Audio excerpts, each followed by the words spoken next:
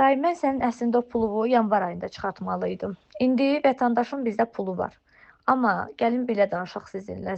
Mən baxıram ki, yəni normal, adekvat şəkildə ancaq sizinlə danışmaq olar. Siz mənə indi 305 manat ödəyə bilərsinizsə ödəyin.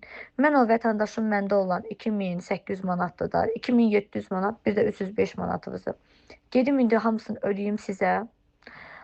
Vətəndaşın da işini saxlayım yanvar ayına. Ondan yanvar ayında həll eləyərik. Çünki o məbləğ ödənməlidir ki, mən o qızın pulunu çıxarım, tam şəkildə özünü ödəyim. O da birazdan ödəyəcəkdi.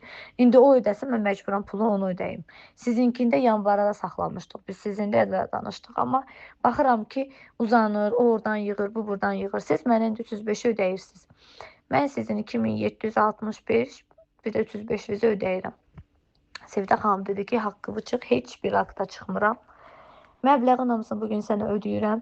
Allah sizin yolunuzu açıq, mənim yolumu açıq eləsin və mən hər zaman da sırf sizin özünüzə bir hörmət kimi yazacağam bayramda, seyranda, belə. Narahat olmayın. Bugün məbləğ sizə köçməsə, siz sabah polisə müraciət edərsiniz. Yox, əgər buna eləyə bilməsəz, hal-hazırda mənim də üstümdə yoxdur. Bəlkə yanvara saxlayım, yanvarda tam ödəniş edim sizə. Edə bilirsinizsə, edin, özünüz elə gözləyin bankomatın yanında, çıxarın buradan bütün məbləği ödəyim sizə, sağollaşaq.